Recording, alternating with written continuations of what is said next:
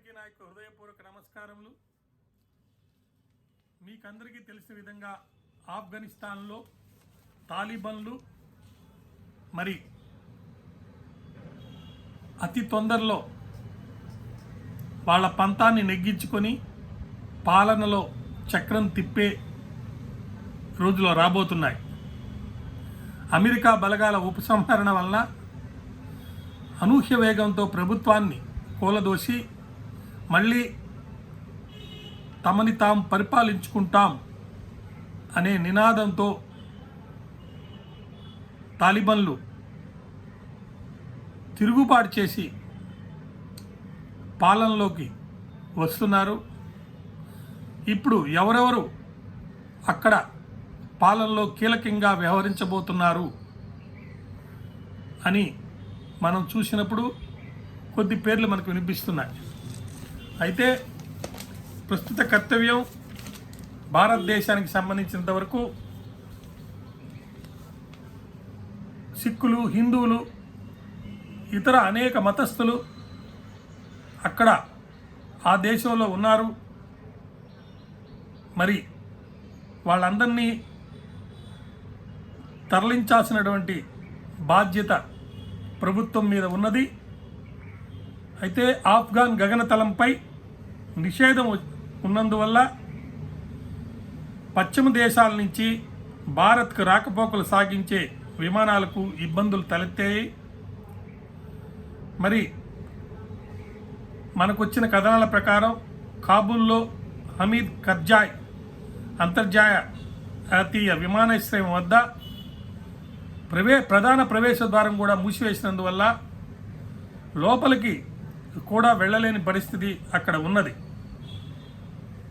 సైనిక విమానం సరిహద్దు దాటి కాబూల్ నుంచి బయటకు వచ్చినందువల్ల ఉజ్బెకిస్తాన్ వాయుసేన బలగాలు మొన్న ఆదివారం రాత్రి కాల్చేశాయి. ఇలాంటి పరిస్థితి ఉన్నప్పుడు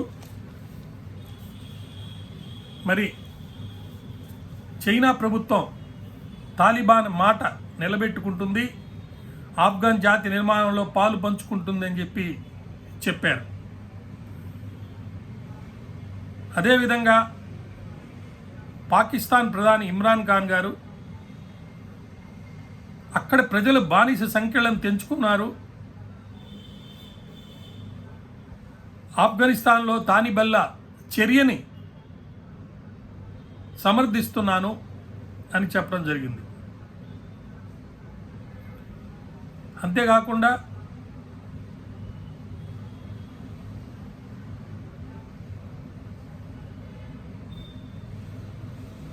పాశ్చాత్య దేశాల సంస్కృతికి బానిసలైపోయినటువంటి ప్రజల్ని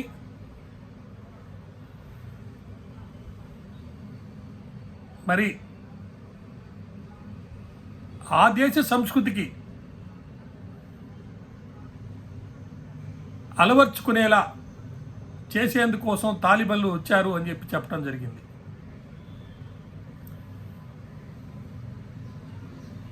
ముఖ్యమైన విషయం వారన్నది నిజమైన బానిసల కంటే మానసిక బానిసల జీవితాలు మరింత దుర్భరం అని చెప్పారు. అక్కడి ప్రజలు ఇలాంటి బానిస సంఖ్యలను తెంచుకున్నారని కూడా చెప్పారు. అంతేవిధంగా పాకిస్తాన్ వ్యాప్తంగా అన్ని పాఠశాలల్లో ఒకే విధమైన పాఠ్య ప్రణాళికలను ఇమ్రాన్ ఖాన్ సోమవారం ప్రారంభించారని కూడా చెప్పడం జరిగింది. ఈ సందర్భంగా మరి తాలిబన్లు ఎటువంటి సరైన పోరాటం కూడా జరపకుండానే ఆఫ్ఘనిస్తాన్లో మరి అధికారంలోకి వచ్చారు. అంటే అక్కడి ప్రభుత్వం ఎంత భయపడి వీళ్ళకి అధికారాన్ని అప్పచెప్పారో అర్థమవుతుంది. మరి మెరుపు వేగంతో అమెరికా సైన్య ఉపసంహరణ తర్వాత వారు ప్రభుత్వంలోకి వచ్చేదానికి దగ్గరలో ఉన్నారు. అమెరికన్ ప్రభుత్వం అక్కడ ఏర్పరిచినటువంటి అధునాతన ఆయుధాలు ఈ ముష్కర్ మఠా చేతిలో మరి దక్కేదానికి కూడా అవకాశం ఉంది. రక్తపాతాన్ని మహానర్దాన్ని తప్పించడానికే తాను కాబూల్ని విడిచి వెళ్ళారని ఆఫ్ఘనిస్తాన్ మాజీ అధ్యక్షుడు అష్రఫ్ ఘనీ ప్రకటించారు. ప్రజల క్షేమం కోసం మరి నేను ఈ పని చేశాను అని చెప్తున్నా. ముఖ్యంగా తాలిబన్ల దాటికి ఈయన తట్టుకోలేకపోయారు. ఏదైతే అవినీతికి వ్యతిరేకంగా ఈయన పోరాడాడో గతంలో, ఆయన ప్రభుత్వానికి వచ్చిన తర్వాత ప్రభుత్వానికి అవినీతి మరకలంటినా ఏమి చేయలేని దుస్థితిలోకి వెళ్ళిపోయారు. ఆయన ఒక గొప్ప విద్యావేత్త, ఆర్థికంగా నష్టపోయిన దేశాలపై అధ్యయనం చేసిన ప్రపంచ స్థాయి ఆర్థిక నిపుణుల్లో ఒకరైనా కూడా మరి తాలిబన్లు ఆయన్ని కీలుబొమ్మగా వర్ణిస్తూ ఉన్నారు. అయితే ఈ పరిస్థితుల్లో నేను మీ అందరికీ చెప్పదలుచుకుంది ఏంటంటే, గతంలో మిరియాలు, దాల్చిన చెక్క, ఏలకులు, లవంగాలు, పసుపు, అల్లం మరి ఇటువంటి అనేక ఇతర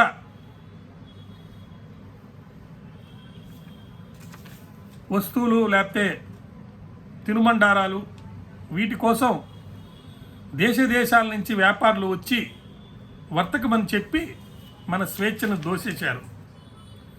మానవ చరిత్రపై, మానవ నాగరికతపై బ్రిటిష్ వాళ్ళు మరి వేసిన ముద్ర, స్వాతంత్రాన్ని ఏ విధంగా వాళ్ళు హరించేశారు, ఇదంతా మనకు తెలిసిన విషయమే. మన సంపదనంతా వాళ్ళు దోచేశారు. జాతీయత భావన ప్రపంచమంతటా విస్తరించడంలో పలు దేశాల స్వాతంత్రోద్యమం జరుపుకొని మన దేశం కూడా వాటిలో ఒకటిగా అయ్యి స్వాతంత్రాన్ని సంపాదించడం జరిగింది. అనేక ఉద్యమాలు మనం నడిపాం. సిపాయిల తిరుగుబాటు 1857లో, స్వదేశీ ఉద్యమం 1870లో, హోమ్ రూల్ మూవ్మెంట్ 1990లో, మరి బిలాఫత్ ఉద్యమం తదనంతరం జరపడం జరిగింది. సహాయ నిరాకరణ ఉద్యమం జరిపాము, ఉప్పు సత్యాగ్రహం జరిపాము, క్విట్ ఇండియా జరిపాము. తదనంతరం మనకు స్వాతంత్రం రావడం జరిగింది. తెల్లబాడిపై ఉక్కు పిడిగిలు బిగించి మరి ఆజాద్ హిందూ ఫౌజ్ అనే సంస్థని రెండో ప్రపంచ యుద్ధం సందర్భంగా ఏర్పాటు చేసి మరి మీరు రక్తం ఇవ్వండి, నేను స్వతంత్రం ఇస్తా, చలో ఢిల్లీ లాంటి ఎన్నో నినాదాలు ఇచ్చినటువంటి నేతాజీ సుభాష్ చంద్రబోస్ లాంటి వాళ్ళు మన దేశానికి ఇప్పుడు అవసరం. దానికి కారణాలు ఇప్పుడే మీకు చెప్తాను. స్వాతంత్ర శంఖారావాన్ని పూజించి మనకు స్వాతంత్రాన్ని సంపాదించారు. తెలుగు వీరులు ఎందరో, ముఖ్యంగా చరిత్ర చూసుకుంటే మరి స్వాతంత్ర సమరంలో తెలుగు జాతి కీర్తి కొత్త వన్నెలు దిద్దుకుంది. ఆనాటి అల్లూరు సీతారామరాజు గారు, మరి ప్రకాశం పంతులు గారు, ఎన్జి రంగా గారు, పొట్టి శ్రీరాములు గారు, ఇంకా అనేక మంది మేధావులు పోరుబాటులో గాంధీజీ గారి యొక్క ఆశయాల మేరకు స్వాతంత్రాన్ని మనకు సముపార్జించారు. అలనాడు పత్రికలే ప్రజల గొంతుకులై మరి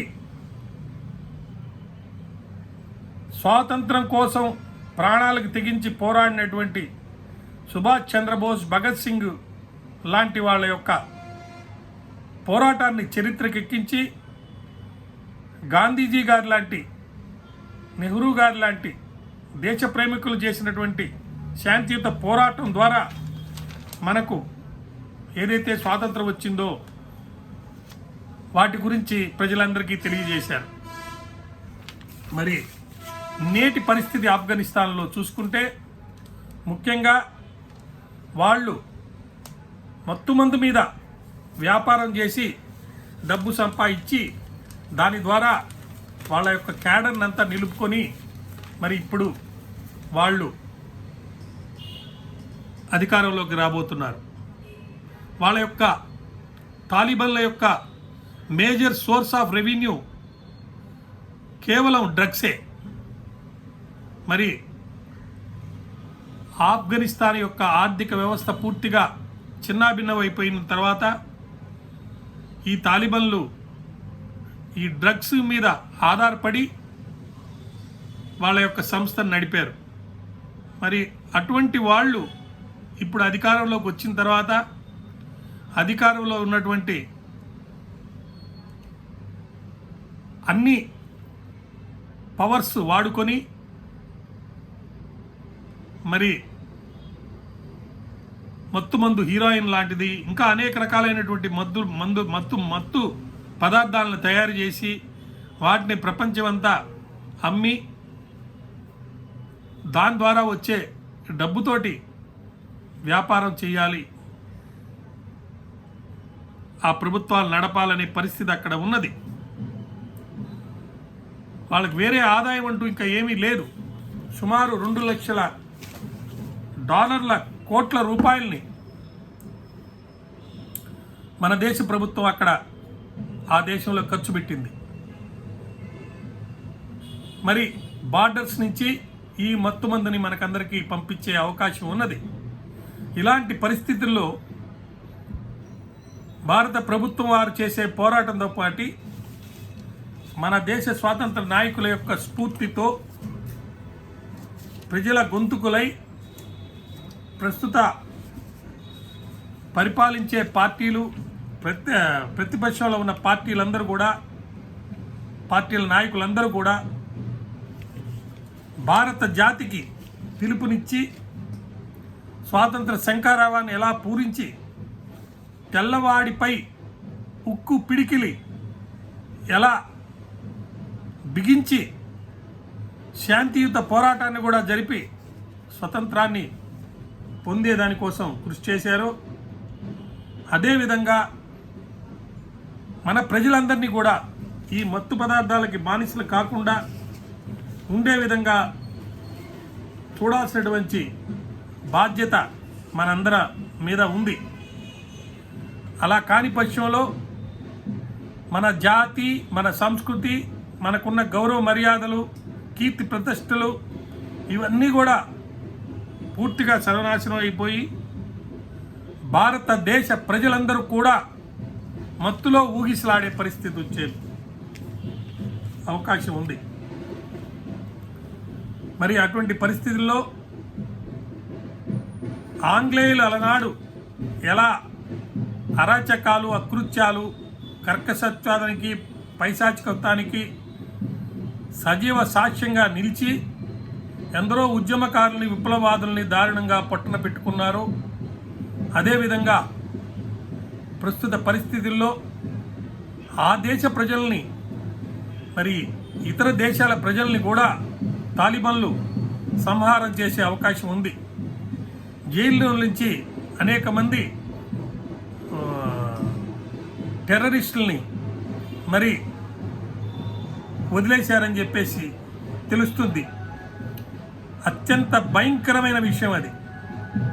మరి అటువంటి పరిస్థితుల్లో రాబోయే రోజుల్లో మరి మన దేశంలో అనేక రకాలైనటువంటి ఇబ్బందులు వచ్చే పరిస్థితి ఉంది. కాబట్టి ప్రజలందరూ ఒక్కటై మత్తుకి బానిస కాకుండా దేశాభివృద్ధి కోసం మరి ఇప్పుడున్న కోవిడ్-19 సినారియో పరిస్థితుల్లో ఇంకా జాగ్రత్తగా జీవితాన్ని ఆడుతూ పాడుతూ గడుపుతూ మరి పోరాట పట్టిమ కలిగి